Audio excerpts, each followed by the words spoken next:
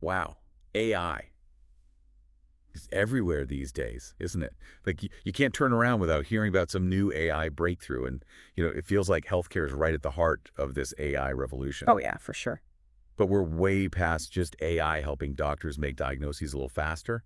Today, we're going deep, really deep, into the potential of AI to completely transform, well, pretty much everything. Yeah, that sounds about right. And to guide us on this deep dive, we've got some really fascinating stuff to dig into. A big review paper all about AI in healthcare from PubMed Central, some pretty eye-opening research from the Center on Long-Term Risk about how AI could be, well, misused, to put it lightly. And then we've got some thought-provoking ideas from 80,000 Hours about just how fast this whole AI thing could actually draw, like really take off. Yeah, it is moving fast. And to top it all off, we're going to be weaving in some really great ethical questions that you, our listeners, have sent us about all of this. Because let's face it, this is stuff we all need to be thinking about. Oh, absolutely. It touches every aspect of our lives. So the big mission today, and I think this comes through really clearly in all these sources we're looking at, is to first of all understand what AI is already doing, especially in healthcare, but also to kind of peek into the future and see where all this might be headed. And that includes both the super exciting potential of AI, but also the potential pitfalls, the things that could go wrong, maybe really wrong.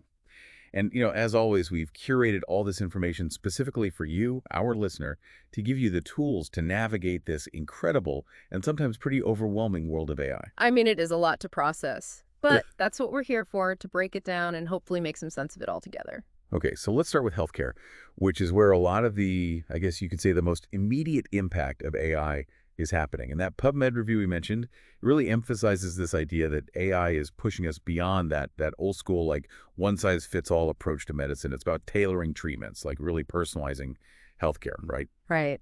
I mean, for so long, medicine has been kind of this, okay, here's the average treatment for this condition, but people aren't averages. We're all different. Exactly. And what's so exciting is that AI is finally giving us the tools to treat people as individuals. It can analyze all this data, your genes, your lifestyle, even, the environment you live in, all this stuff that makes you, you, and use that to create a treatment plan that's really customized for you. And speaking of data, Yeah. it feels like we are drowning in it these days. I mean, between, our Fitbits and Apple Watches, all these wearables, and then the incredible advances in things like DNA sequencing. And let's not forget the electronic health records that are everywhere now. It's like we're generating this torrent of health information. It's a data explosion for sure. And that's actually a huge part of why AI is so important right now, Yeah. because we're collecting all this personalized health data way faster than we can analyze it and make sense of it. Like, it would take armies of humans just to keep up. Right. We're basically drowning in potential insights. Exactly. So we've got this bottleneck, but AI can help us break through it. There's these really cool techniques like generative adversarial networks, people call them GANs, and then there are these things called autoencoders, and those are like the heavy lifters, the data wranglers that can clean up the data, make sure it's consistent, organize it so that AI can actually use it to find the patterns and connections that lead to, better treatments, better outcomes for patients. I love the image of AI as data wranglers. That's Yeah. great. So it's not just about having mountains of data. It's about having AI that can help us actually climb those mountains and see what's on the other side. Exactly. Okay. Now, the PubMed review also talked about a really interesting application of AI. And it might not sound as, cutting edge as some of the stuff we hear about, but it's super important. And that is using AI to keep track of immunizations, like who's gotten which vaccines. Right. Real-time monitoring. Yeah. And the review points out that globally, there are millions of kids who are missing out on essential vaccines. And unfortunately, that whole problem got even worse during the pandemic. Oh, for sure. Yeah. But the good news is that, digital tools, mobile phones especially, are helping reach more people, even in remote areas. Huge, huge help. And it's not just about reaching people, it's about making sure the records are accurate, because we all know how, paperwork can be. Oh, yeah. Messy handwriting, lost files. Exactly. And when it comes to vaccines, those mistakes can have serious consequences. I mean, imagine getting the wrong vaccine or thinking you got one when you didn't. Yeah, not good. So that's where AI comes in. There are these AI-powered immunization information systems, IIs they call them, Yep. and these can really help reduce errors, especially when you combine them with stuff like, 2D barcodes on vaccine vials. You can just scan the code, boom, accurate record, no more relying on handwritten notes. That makes so much sense. And it seems like it's becoming even more important as we have, not just doctors' offices, but pharmacies, schools, even workplaces giving out vaccines these days. It's so fragmented. We need a system that can keep up with all that. Absolutely. All right, so we've talked about personalized medicine, AI, helping with immunizations, and now let's talk about another area that's really exploded in recent years, and that is telemedicine. Oh, yeah, telemedicine. It's become so mainstream now. And the review really highlights how important it is in terms of, giving people access to care. Like, think about people who have trouble getting around, maybe they have a disability that makes it really hard to travel. Like someone with advanced Parkinson's getting to a doctor's appointment, that's a whole ordeal. Right. Or people in low-income communities who might not have reliable transportation. Telemedicine can really break down those barriers. It's a game changer for them.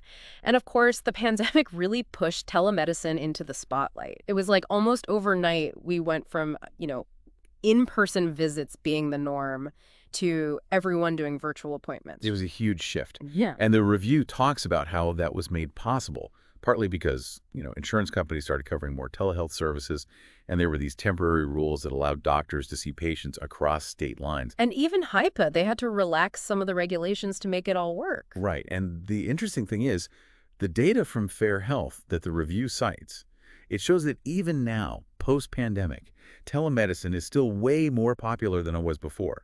Like, it's not just a fad, it's here to stay. I mean, why wouldn't it? It's Yeah. so convenient. And it's especially popular for things like behavioral health, mental health services. You don't necessarily have to go into a doctor's office for that. Yeah. And here's where it gets really interesting, the intersection of AI and telemedicine. Yeah, AI is taking telemedicine to a whole new level. It can help analyze medical images remotely, like X-rays, CT scans, stuff like that. And in some cases, it's as accurate as a human specialist. Right. And it can also help doctors make faster decisions. The review talks about how the FDA has approved AI algorithms for diagnosing a whole bunch of conditions remotely, like stroke, hemorrhage, embolism, all sorts of cancers, seizures, even COVID-19. So it's not just about convenience, it's about potentially life-saving early interventions. Exactly. Early diagnosis is key for so many conditions. And AI can help us get there faster. And it's not just those conditions. AI is being used in telemedicine to diagnose all sorts of ophthalmologic diseases, skin lesions, abdominal abnormalities. It's really amazing. Okay, so we've got AI helping with personalized medicine, monitoring immunizations, powering telemedicine. It's really transforming the healthcare landscape. Yeah, for the better in many ways. But now the review also brought up something that's a little more controversial, and that is, well, chatbots. Those automated systems that you see popping up all over the internet, offering health information, Yeah. sometimes even pretending to be therapists. Right. And they're kind of a mixed bag, to be honest. Yeah, I've had some experiences where, like, you're trying to get information out of a chatbot, and it's just, like, going around in circles, not really understanding what you need. They can be frustrating for sure. I mean, the idea is great, right? To provide easy, private access to information and support, especially for sensitive issues like substance abuse or depression. Right, especially for teenagers who might not feel comfortable talking to a real person about those things. Exactly. But, there's a real risk that over-reliance on chatbots could actually widen the gap between those who have access to good healthcare and those who don't. I mean, not everyone has access to the internet or knows how to use technology effectively. Right, the digital divide is real. Absolutely. And then there's the issue of medical jargon. I mean, have you ever tried to explain your symptoms to a chatbot? Oh, it can be a nightmare. It can be. They often struggle with complex medical language. Like, the review talked about how chatbots sometimes have trouble interpreting things like radiology reports. They make assumptions, get things wrong because they don't have the full context. And sometimes they even just, make things up. Hallucinate, as they say in the AI world. Yeah, hallucinate. Not exactly what you want from your healthcare provider. And then there's the issue of reliability. Even the most advanced chatbots like ChatGPT, Bard, their responses can be kind of inconsistent. Yeah, like 1 minute they sound like a doctor, the next minute, not so much. Exactly. So yeah, there are definitely some concerns. But, the review also pointed out that these chatbots, they actually do have some pretty impressive knowledge in certain areas. Yeah, I was surprised to read that. Like, ChatGPT can actually answer radiology board exam questions pretty well, apparently. It can. And, Bard isn't too shabby either. In fact, there are studies showing that both ChatGPT and Bard have a pretty good grasp of stuff like interpreting ECGs, the electrical signals of the heart. So there's potential there. And in fact, some people are even exploring how to use these chatbots in medical education, as tools to help students learn. Interesting. And speaking of medical education, it seems like AI is finally starting to make some real inroads there, even though, as the review mentions, it's been a bit of a slow start. Yeah, it's interesting because AI was introduced into medical education way back in the 1950s, but it just never really took off. Really? I had no idea. Yeah, there was a lot of resistance at first, but now it's like the pendulum has swung the other way, and there's this growing recognition that, hey, if AI is going to be a major part of healthcare, future doctors need to learn about it. That makes sense. I mean, it's like you can't graduate medical school and then just ignore this whole field that's transforming your profession. Exactly. And the good news is that AI can actually make medical education better. Like it can personalize the learning experience, tailor the curriculum to each student's strengths and weaknesses, give them feedback that's really specific to them, something that professors might not have time to do with, hundreds of students. Yeah, that personalized feedback could be incredibly valuable.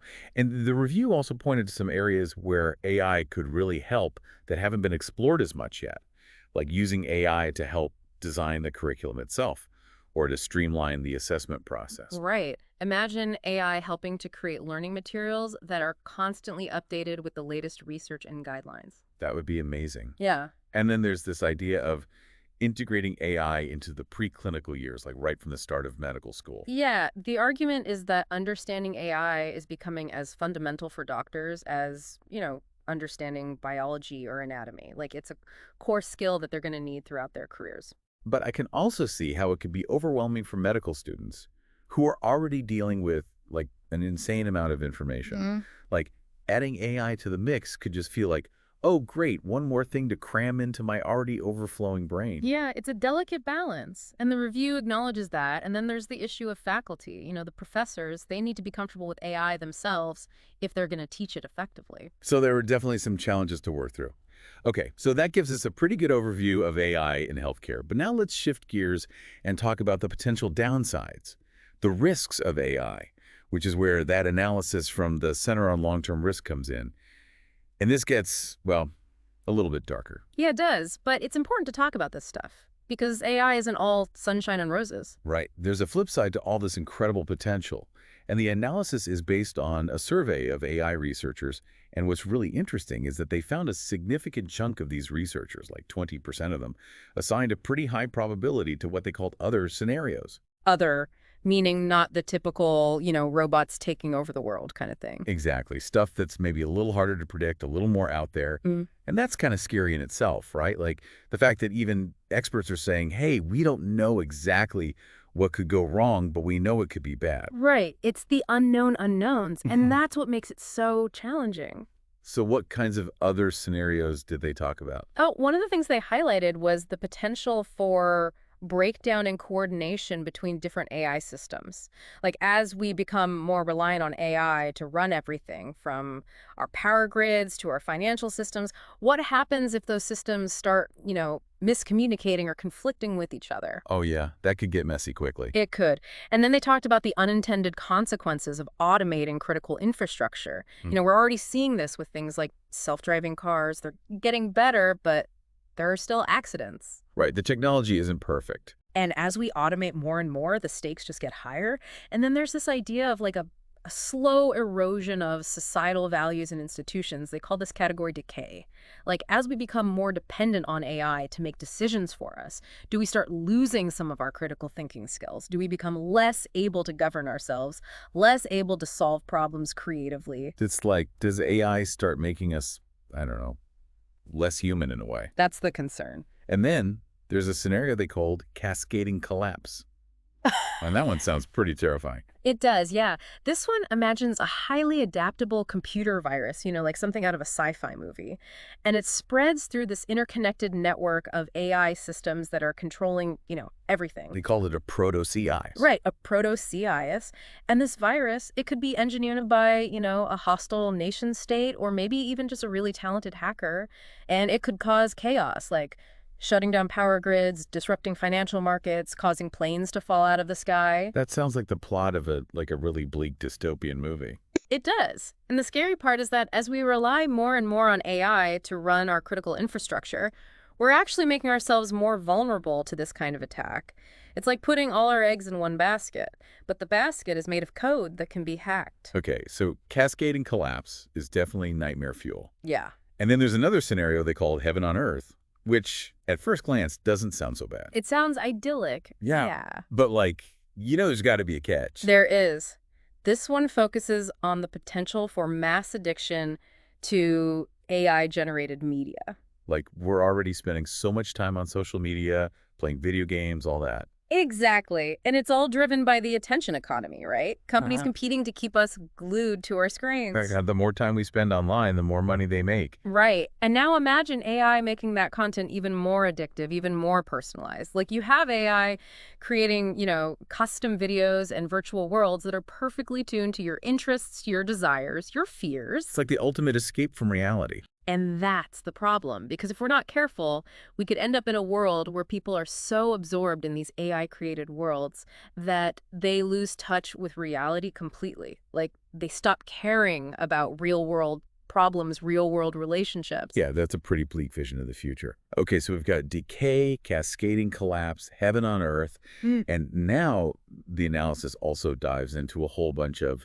totalitarianism scenarios, which are, well, pretty unsettling, to say the least. Yeah, AI and totalitarianism, that's a scary combination. Because AI gives those in power, like really powerful tools for control, right? Like, imagine AI being used for mass surveillance or to spread propaganda that's so sophisticated, it's almost impossible to resist. It's like mind control on a massive scale. So what were some of the specific scenarios they laid out? Well, one was called 2084, which is, a play on Orwell's 1984. Yeah, I get it. And in this scenario, one nation, maybe a nation that's already pretty authoritarian, becomes the global leader in AI.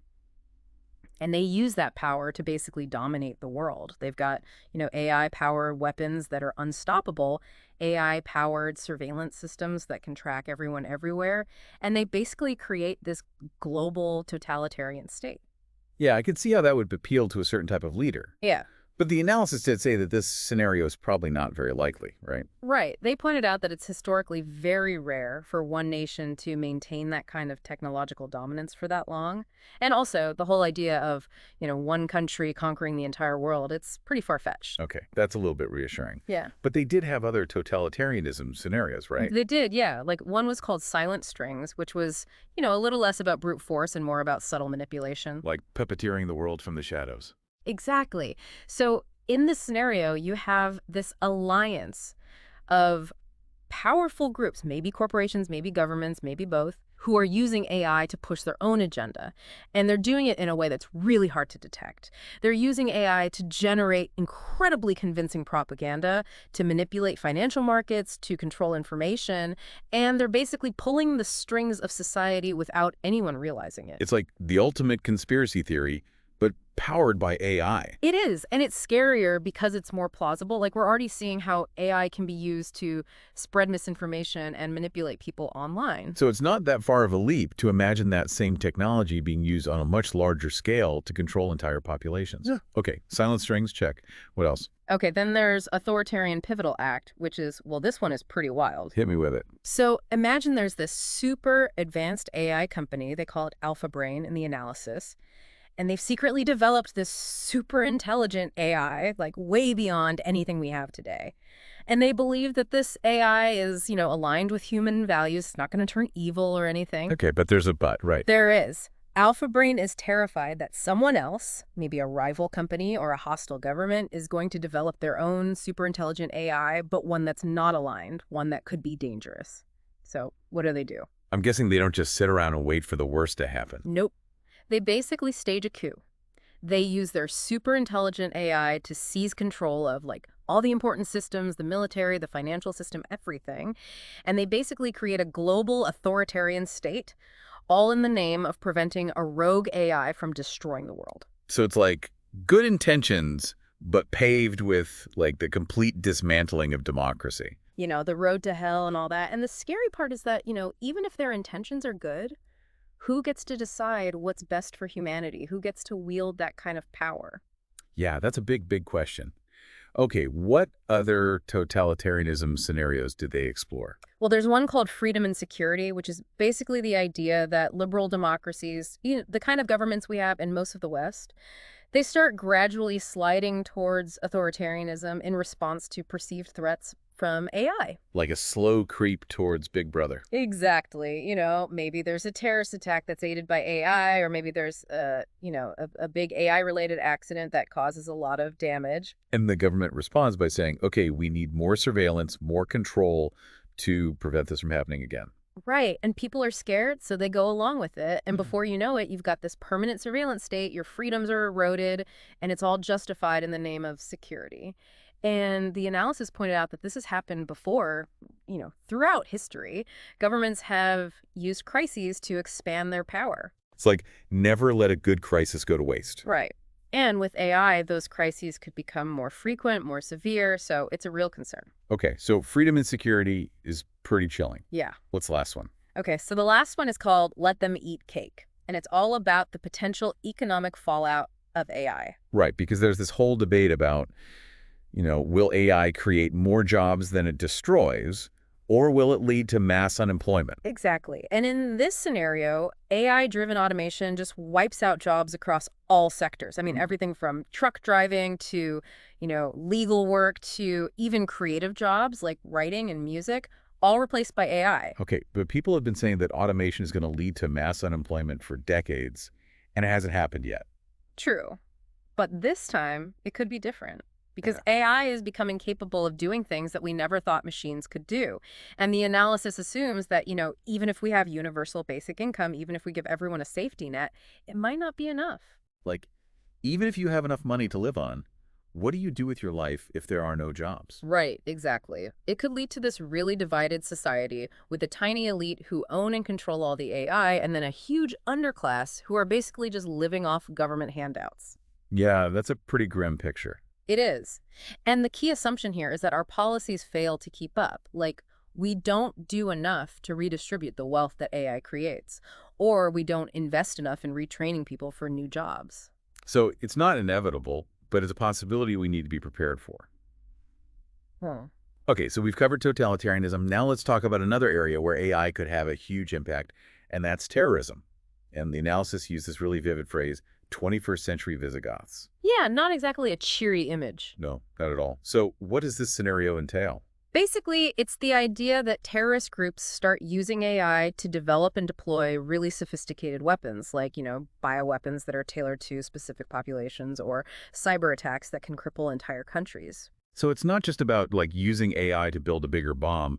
It's about using AI to make weapons that are more targeted, more effective, and potentially more terrifying. Exactly. And the concern is that AI could make these weapons much cheaper and easier to produce, which means they could fall into the hands of, smaller groups, lone wolves, people who are harder to track. Right. It's like the democratization of terror, but in a really, really bad way. Yeah, that's a good way to put it. Okay, 21st century Visigoths.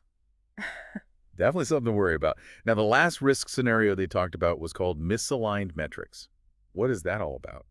So this one is a little more subtle, but it could be just as dangerous. Basically, it's the idea that we create these AI systems that are really good at what they do, but their goals are misaligned with human values. Like they're following your programming perfectly, but their programming is flawed. Exactly. And it's not necessarily because someone intentionally programmed them to be bad. It's just that, human values are complex, they're nuanced, and it's really hard to translate that into code. So you could have an AI that's like optimizing for something that seems good on the surface, Mhm. but ends up having all these unintended negative consequences. Exactly. Like imagine an AI that's tasked with, I don't know, reducing traffic congestion in a city. And it does that, but in the process, it creates all these like weird detours and road closures that make life miserable for everyone. Or maybe it decides that the best way to reduce congestion is to like ban all cars from the city. Right. And the problem is these unintended consequences might not be obvious right away. And by the time we realize what's happening, it could be too late. Yeah, that's a tricky one. Okay, so that was a pretty comprehensive look at the potential downsides of AI, and it's definitely a lot to digest. It's a lot to think about for sure. But now, let's shift gears again and talk about something that's, well, maybe even more mind-blowing, and that's the potential speed of AI development. How fast is this thing going to move? Exactly. And this is where that discussion from 80,000 hours comes in. And their guest, Tom Davidson, he made some really interesting points about just how quickly AI could advance, like, potentially much faster than a lot of people realize. Yeah, he threw out some numbers that were pretty eye-opening. Okay, so what was his main argument? Well, his basic premise is that once AI becomes as good as humans are at, like doing AI research and development, things could really accelerate because then you basically have, countless AI researchers working 24/7 without ever getting tired or needing a coffee break. It's like AI building better AI faster and faster. Exactly.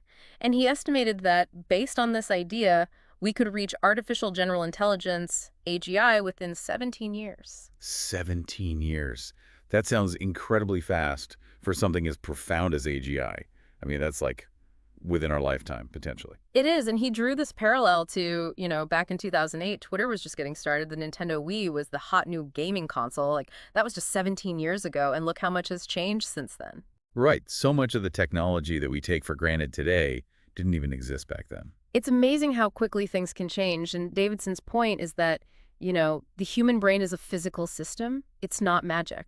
So in theory, there's no reason why we couldn't create machines that are just as smart, if not smarter, than humans. Exactly. And he pointed out that we've already seen massive progress in AI in just the past decade, thanks to, more powerful computers and larger data sets. And that progress is only going to accelerate. That's the thinking. Now, Davidson also talked about this hypothetical scenario where you have an AI whose only goal is to get the right answer, like to solve problems perfectly.